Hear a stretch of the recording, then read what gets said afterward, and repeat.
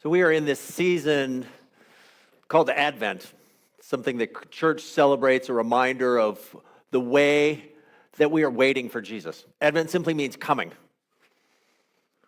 Around us, the world is celebrating Christmas.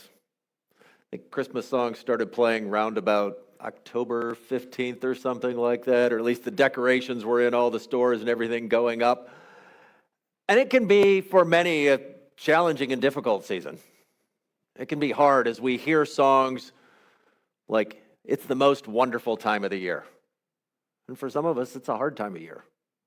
There are some out there for whom this is a difficult season, as painful memories, as times of sorrow are brought back, as maybe thinking of all the other people spending time with family and you're alone. Or you're not looking forward to spending time with family. Or you're thinking of breaks within the family. And all these different things that go on. And so we hear these words, and that's one of the things I appreciate about the church's focus, the idea of Advent, is it reminds us of this challenge. It helps us understand this because Advent in part is a time of longing, a time of expectation, a time of acknowledging, of saying that the world isn't the way it should be, that we're still waiting. And so Advent simply means coming, and we remember the first coming of Jesus. But we know that even with his coming and all that he did and all that he changed, that the world still is not all right. And so we're looking forward to Jesus' second coming, when things will be made completely. And so we live in between those two times. And it's a time of longing. It's a time of expectation, a time of saying, God, when are you going to make the world right? Or maybe just a God, can you fix this right now? God, can you deal with this right now? Can you heal this hurt within me? Can you stop this war? Can you stop this pain? Can you change this thing, God, because I know it's what you want to do.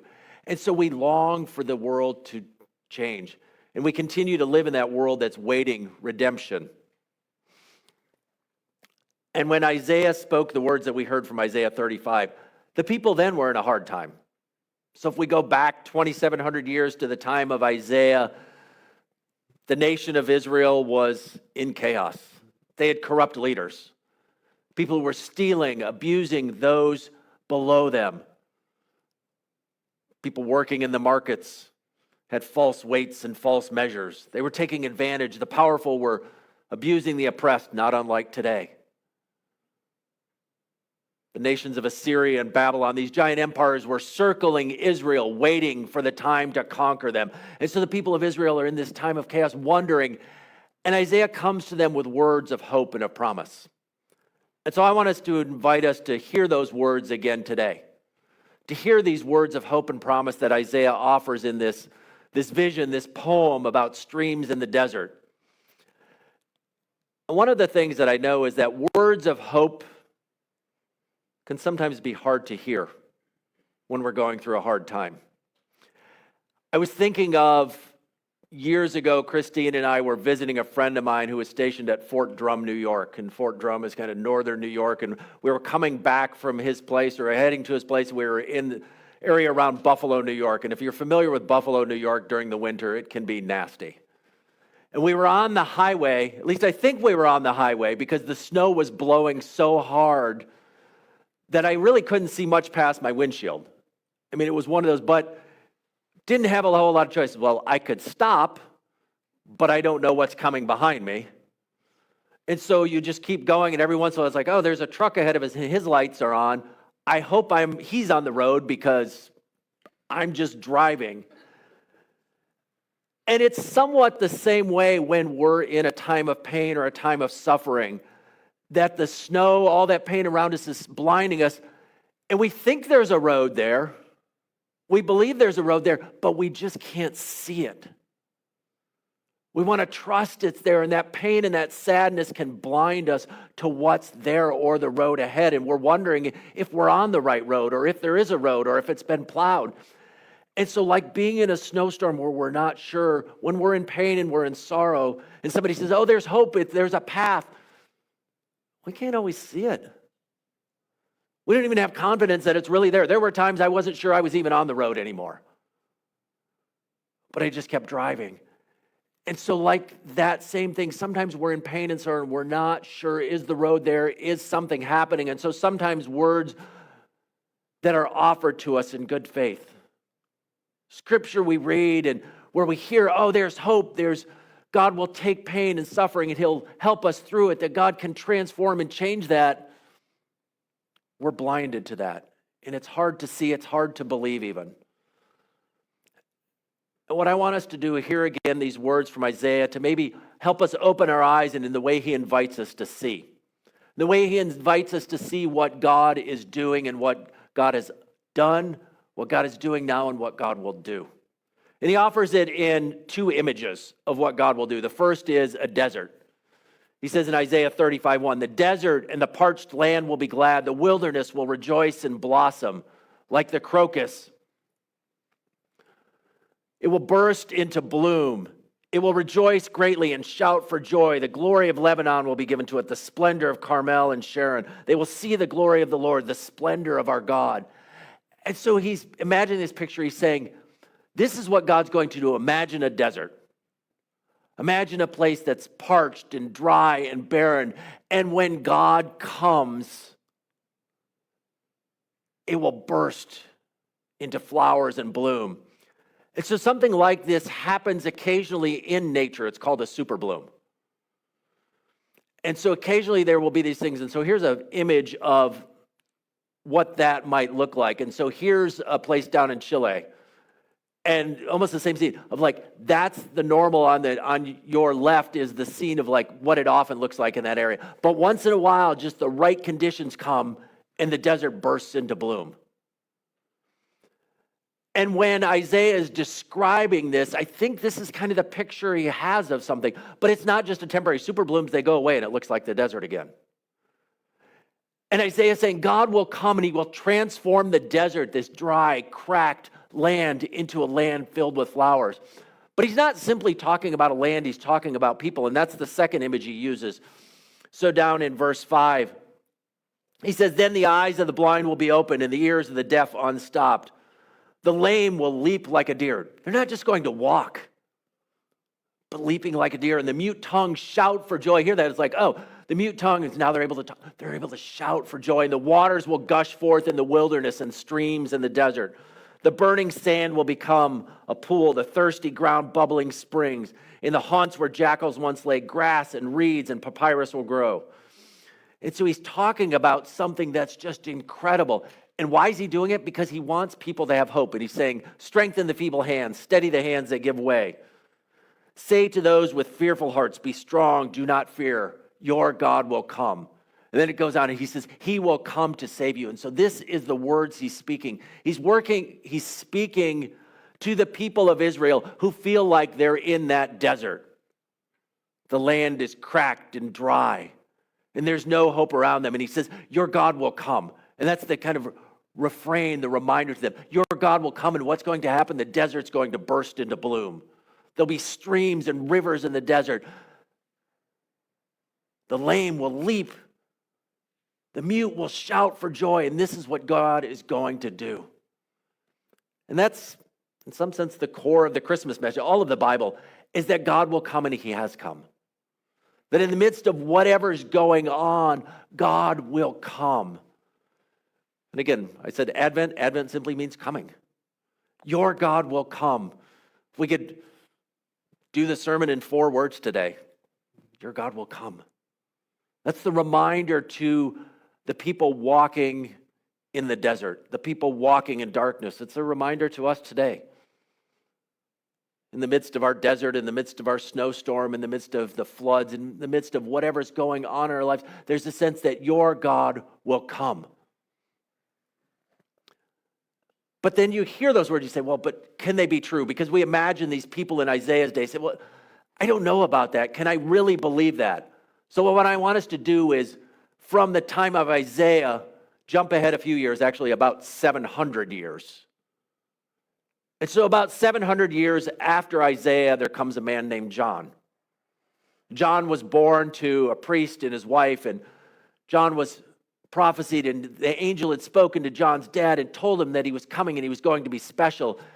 And so he was born to this Zechariah and Elizabeth, and there's this sense of what's going on, and John grows up, and John becomes a little bit of a societal outcast, a little bit of an oddball. He lives out in the desert, in those dry and cracked lands, and he's got a camel hair coat on, and he eats locusts and honey. He's kind of the original, like, granola eater. He's like a vegan, maybe. I don't know. Are locusts vegan? I don't know if they know. I guess they wouldn't be vegan. He's something. Not the normal way of eating. So he's out there in the desert, and he's saying God is coming, that the Messiah is coming. He's bringing something that God is doing. And in fact, he has a cousin whose name is Jesus. And he's saying he's the Messiah. He's the one that God has promised, the one who is coming to change things. But then John is in the midst of proclaiming this. And John is also speaking truth to power. And he goes to the man who's called King of the Jews, this man named Herod, who has married his brother-in-law's wife. And John calls him out and says, no, this is not right. And so Herod does what people in power do. He throws John in jail. And so John is sitting in jail wondering what's going on. And I wonder, and we don't know, and this is purely speculation by Carl. I wonder if John is kind of wondering, wait a minute, I'm not so sure now. He's in the midst of this challenging time, and so maybe, like being in that snowstorm, he's becoming blind to the circumstances. He's wondering, well, I thought Jesus was the one who was coming. I thought he was the Messiah who was going to set all things right. I was his herald. What am I doing in jail? And so John has questions. And so we heard that he says, when John, who was in prison, and that's why he was in prison for calling out Herod, married to his brother-in-law's wife, heard about the deeds of the Messiah, he sent his disciples to ask him, are you the one who is to come, or should we expect someone else? So John, who has spent his life, who has spent the last years standing out in the desert saying, God is coming, the Messiah is coming. And in fact, he baptized Jesus and said, this is the Lamb of God who takes away the sins of the world. He starts to have doubts. And I think one of the things that we might draw from that story is because at the end of that passage in Matthew 11 that was read earlier, it says this. It talks about him. Truly, I tell you, among those born of women, there has not risen anyone greater than John the Baptist. So Matthew makes it clear, John isn't some loser. He's not somebody who's on the outside. He's an incredible man of faith, but here he is wondering, which can be reassuring to me, to say there are the times where sometimes we wonder. Because of our circumstances, maybe because of his visions of what Jesus would do. We don't know why, but John is starting to go through that moment. It's like, wait a minute. Is he the Messiah? Or is there someone else coming? Or for us, sometimes it's, well, God, what are you doing here? I'm not sure. Are you doing something or not? And we're going through those times of wondering. And Jesus sends John a message in the midst of his wondering. And he says this, Jesus replied, and this is to the disciples. So John has sent his disciples to Jesus. And Jesus says, this is what I want you to go tell John. Go back and report to John what you hear and see. And he says what? The blind receive sight. The lame walk. Where have you heard that before? In Isaiah. It's the same thing. He's saying, what Isaiah prophesied, that's what's happening. And more than that, the lepers, people who have leprosy are cleansed, the deaf hear, the dead are raised, and the good news is proclaimed to the poor. In other words, Jesus is saying, that promise that Isaiah made 700 years ago, it's coming true right now. Your God has come to bring transformation, to bring forgiveness, to bring healing, to bring all those things. And so the people of Isaiah's time, they heard the promises and they were brought out of exile. And then Jesus came and the picture grew brighter and more clear and grows that God has kept his promise. And he will one day see it, we will one day see it in full. And so I was thinking about what's the picture that Isaiah is offering to us? What's the picture of saying, will it look like when Jesus comes and what does it look like now? And so as we look at that picture back then, I think we can see a couple things. The first thing is, God has not abandoned us. God has not abandoned us. So go back to the people in exile. So these are the people of Israel. So quick backstory on them. They have been disobedient. They were called by God to be his people, to be his special people. They have chosen to rebel. They've chosen their own way. And so they've ended up in exile, hauled off into captivity due to their own rebellion, not somebody else. And God says to them, I'm not going to leave you there forever. You won't stay there forever. In other words, even though they had chosen their own way over his way, even though they had rebelled against him, God didn't abandon them. And it's the same thing we would see with Jesus, that he does not abandon us. Later, one of the writers, a man named Paul, says, while we were yet sinners, Christ died for us. In other words, God didn't abandon us. God didn't say, you keep messing up. You keep choosing your own way. You keep deciding for yourself what's right and wrong. You keep sinning, so I'm done with you. And that what Isaiah wants to say is God has not abandoned and God will not abandon us. Jesus came and didn't leave us. We were subject to sin and death. Jesus didn't leave us in that forever, but instead came to change that. And so we hear the message of Isaiah, and one of the messages of Advent, one of the messages of Christmas, one of the messages we remind ourselves is God will not abandon us. Even when we're in that storm, that chaos, and we can't see, and we're not sure if there's a road, we're not sure if there's a way, we're not sure where we're going, God has not abandoned us. The second thing we can remember is when God comes, and he will come, he brings life and abundance where there is death and decay. That's the desert. That's the lame leaping for joy and the mute shouting for joy. There's a sense where when God comes, he brings life and abundance where there is death and decay. And we can think of it this way. There is no desert that is too parched that he can't bring healing. Or to put it in more personal terms, there is no life that is too far gone. Whether we're looking at our own life or maybe the life of a friend, a family member, whatever, there is no one we can look and say, oh, God can't rescue that person. God can't save that person. They're just too far gone. And Isaiah says, there will be streams and rivers in the desert. The parched land will bloom. The lame will leap for joy. The blind will see. The mute will shout praises. God is saying, there is no person that is too far gone, that the forgiveness of Jesus, his healing, his reconciliation, his love, his advocacy, that there is no boundary, there is no wall, there is nothing that God can't reach beyond to save people. So maybe it's you. You're sitting there and you say, I don't know, I think I'm too far gone. Maybe it's a family member or a friend, and you're saying, I don't know. And Isaiah reminds us that no. When God comes, he brings abundance where there's death and decay, and there is no life too far gone, no desert too parched. Individuals, community, and all of creation that God will transform. Third thing, we want to remind ourselves is, it's not about us reaching God. Because what's the promise of Isaiah? It says, your God will come. It isn't, well, you'll figure your way out of this storm. You'll figure your way through this desert. You'll stumble your way out of the desert and find the little oasis that God has made for you. It's down there. Just work hard and you'll get to it. Instead, God says, I will come. I will come to you in the midst of what it is. So, like John Oswald in his commentary on Isaiah said this. He says, to the heart which cries, he is too far away, I cannot reach him. The answer is, you do not have to reach him. He comes to you. So God has been coming to us across the millennia through the process of revelation, in the acts of his providence, in the first coming of Christ, and he will continue to come until that last day when we will be united with him forever. So when we cry out, no, it's too far, God says, I will come to you. That's the story, that God will come to us, and he has come to us.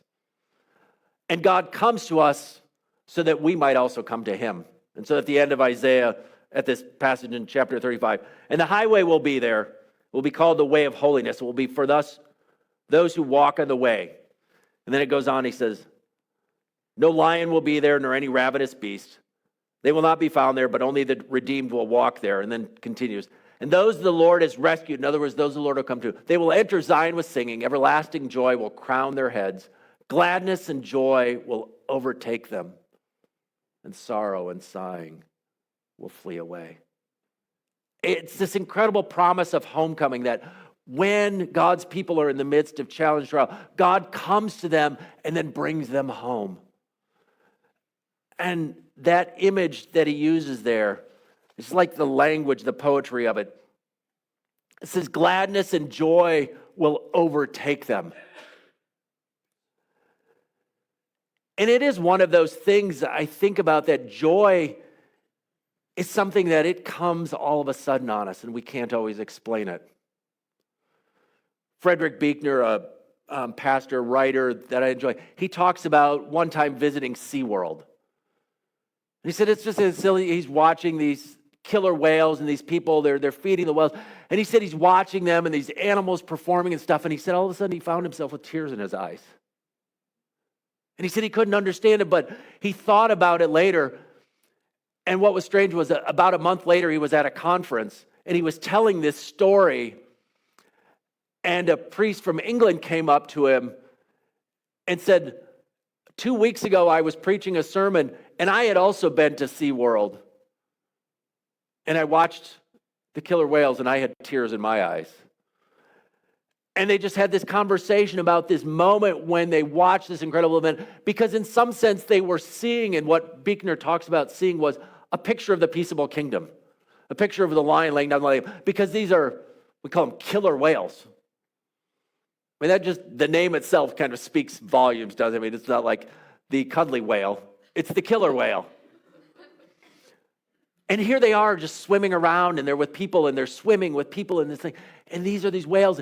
And Buechner says, I can't explain it, but in this moment, it's as if God showed me something. And I know I've had those moments too. And you've probably had those moments too where maybe you're listening to a song, maybe you're sitting on the beach watching a sunset, maybe you're just having a conversation with someone or holding a baby, doing something, and all of a sudden, from out of nowhere, it seems there's just this joy, this feeling that overwhelms you. And maybe it's tears in your eyes, or there's just a smile that crosses your face. And when Isaiah is describing that, he's describing that moment. He says, when God comes, it's not as if we have to say, oh, look, God's coming. I better be happy about it. It's just this, we're overtaken by joy. When we experience God's love, when someone else experiences God's love and his grace to us, we don't have to stop and think, oh, it's time to sing because God did something good. It's just this moment where we're overtaken by joy. And Isaiah is saying, this is what it's going to be like. When God comes, we are just overtaken by joy. It overwhelms us and we don't understand it. It's not something we create, but it's simply a response to what God has done. And then he goes on and he says, and sorrow and sighing will flee away. Isn't that a great picture? See, when God comes, it's like, the sorrow, the sighing, all this, the sighing, and sighing is kind of like this groaning, this thing that's going on. When God comes, that stuff's just going to run away because it can't be around this sense of thing. And as we hear this story, what I want you to hear this morning is, this isn't a message, this isn't a story where now you need to go home and do something with it. Because sometimes we read the Bible story, we read our Bible during the week, or we hear a Sunday sermon and we think, but there's got to be some action step. There's got to be something I do with it. And what I want you to hear this morning is, this is simply good news to hear. It's simply good news to proclaim. There's not some action you have to take, not some task. There's not some list of disciplines that you need to go and try and implement in your life, or some change you have to make in your life. I want you this morning to simply hear the good news proclaimed. That your God will come, that he came at Christmas in the form of a baby. He grew up to be a man and showed us the way of love and life. He gave his life on a cross, and then God raised him from the dead and he ascended to the right hand. And he gives love and life to all and offers forgiveness. And that same Jesus will come again as a king to transform all things and bring new life. Your God will come. Your God has come. Your God will come. Your God is coming. It might be hard to see right now. It might hard to see right now what's going on. But hear the good news. There is no place you are that is beyond God's reach. There's no place anyone is that is beyond God's reach. There is no desert too dry, no life too far gone. The God who came will come again to transform us and lead us home.